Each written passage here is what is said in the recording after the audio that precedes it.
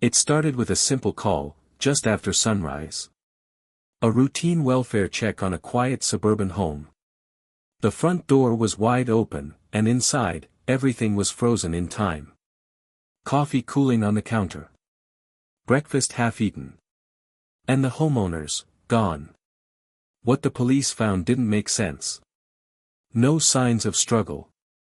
No forced entry. No fingerprints beyond the couple themselves. Just a single, terrifying clue, a security camera that recorded nothing. Or rather, it recorded an entire hour that never existed. From 6:58 to 7:58 a.m., every camera, every device, every clock in the neighborhood, simply stopped. The Carters vanished. And when the footage returned, what it revealed was more chilling than anyone could have imagined. This is the story of the missing hour, a mystery that defies explanation. And tonight, we're diving deep into the case, the clues, and the questions that remain unanswered.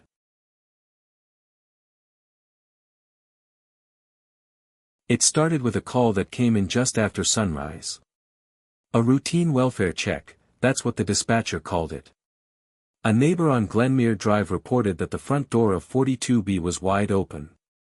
The house belonged to Evan and Lila Carter, a couple in their mid-30s.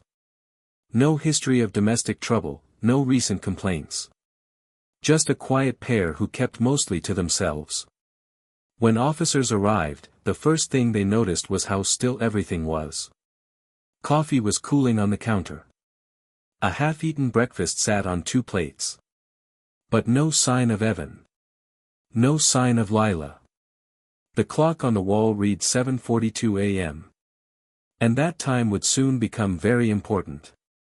At first glance, there were no signs of forced entry. No broken glass. No blood. The only thing even remotely out of place was the living room television, still on, but frozen on a static-filled screen. Officers checked upstairs, the backyard, the basement. Nothing. Then one of them noticed the small black security camera in the corner above the kitchen doorway, the kind you could buy from any electronics store. They followed the wiring to a small DVR unit in the study, still running, still recording. At least, that's what it looked like. When detectives reviewed the footage later that morning, what they found would unravel everything they thought they knew about this case.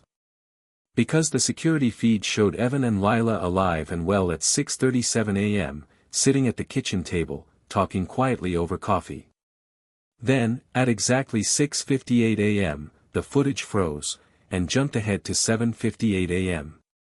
An entire hour. Gone. No corruption.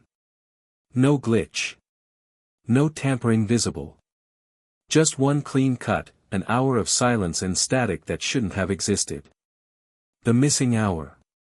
When detectives compared that timestamp to other cameras on the street, doorbell cams, traffic lights, nearby businesses, they found the same thing. Between 6:58 and 7:58, every single feed in a 3-block radius had gone dark.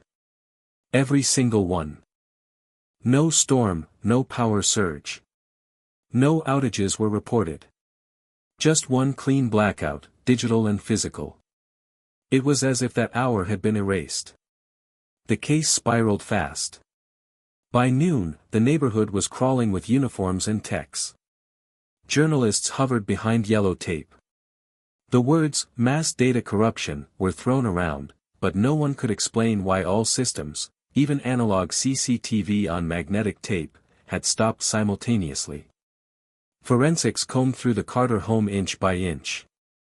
They found fingerprints belonging to both Evan and Lila, but nothing else. No third-party prints. No foreign DNA. No forced entry. The car was still in the driveway. Wallets, phones, keys, all inside. It looked like they'd just vanished. Detective Renee Holloway, the lead investigator, had been on the force 22 years. She'd seen hoaxes, elaborate setups, even a few digital forgeries. But she said later that this case felt different from the moment I stepped in the door. There was something off. She focused on the DVR unit. The internal clock was accurate to the second. The data logs confirmed continuous recording. But when forensic techs pulled the drive, they found that the files corresponding to that missing hour weren't deleted, they were never created. It was as if time itself had skipped. But that didn't stop Holloway from digging. She requested data from every smart device in the house, phones, thermostats, even the coffee maker. Everything had logged normal activity right up until 6:58 a.m., when every system, digital, analog, or mechanical, abruptly stopped recording. Even the old analog clock in the hallway. Its second hand was frozen between ticks. No power failure. No tampering. The clock was in perfect working condition. It just stopped. At exactly 6:58. Days turned into weeks. With no signs of foul play, the Carters were officially listed as missing persons. Flyers went up. Local news ran their photos nightly. But then something strange happened. About 10 days after their disappearance, an unmarked envelope showed up at the Glenmere Police Department. No return address. Postmarked locally. Inside was a single USB drive. No fingerprints. No markings. Just one file. When investigators opened it, the screen filled with video static, the same kind found in the original missing hour. But as they let it play, faint shapes began to emerge through the distortion. The outline of a kitchen. A table. Two people sitting side by side. Evan and Lila. The timestamp read 7:12 a.m., right in the middle of the missing hour. For about 20 seconds, the figures sat motionless. Then, in a single jarring movement, both turned their heads toward the camera at the same time. And smiled. Then the footage cut to black. The file metadata was encrypted. No traceable source. No signature of where or how it had been recorded. But experts confirmed it was their kitchen. Down to the last detail. Yet there was one problem. The security camera in that room wasn't capable of producing the kind of footage they'd just watched. Different resolution. Different lens angle. Different height. It had been recorded from somewhere else. Or by something else. The video was leaked to the press before investigators could contain it. By that evening, the missing hour had gone viral. Reddit threads exploded. Some claimed it was an elaborate art project. Others said it was proof of government surveillance experiments. A few went darker, suggesting that Evan and Lila had discovered something they weren't supposed to. Then another envelope arrived. This time at a local news station. Same USB. Same kind of file. Only this one contained a date, August 17, 2022.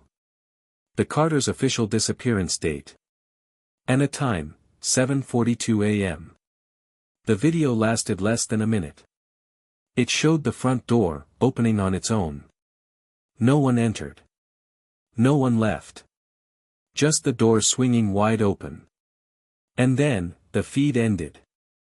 Digital forensics traced both USBs back to the same source, a nearby data center that stored cloud backups for several local companies, including the firm where Evan worked. He'd been a data security analyst.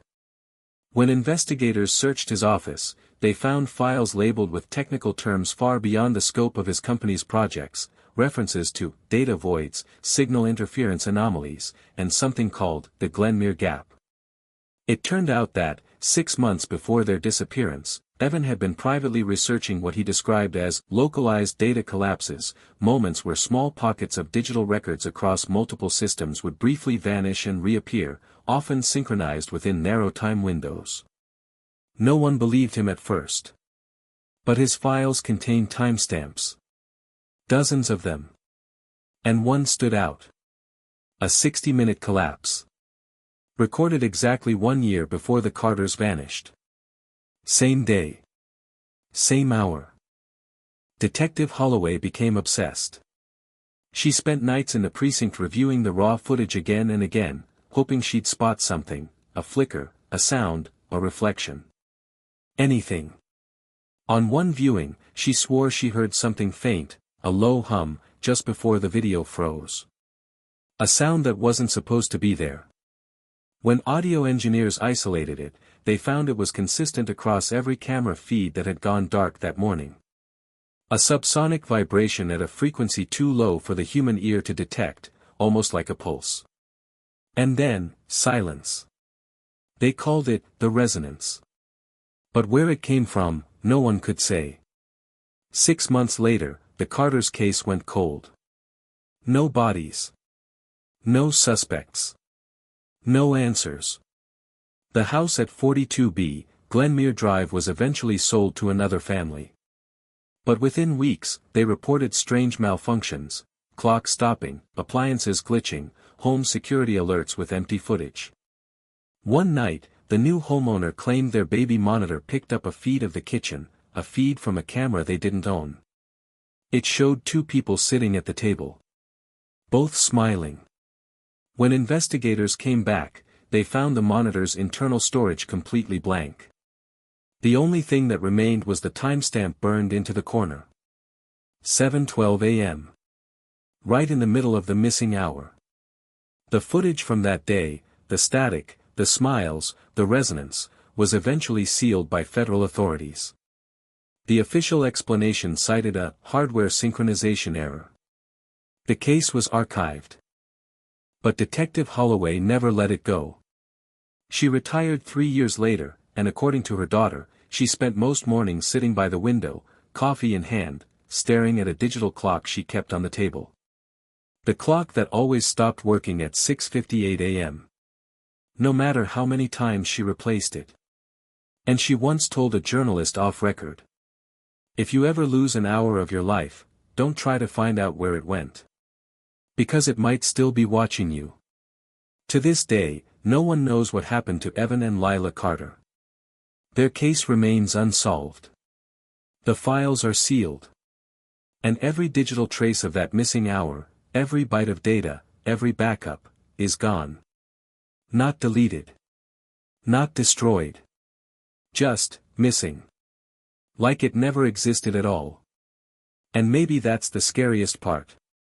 Because if an hour of time can disappear, if reality itself can skip a beat, what else could vanish without us ever knowing? Maybe it already has.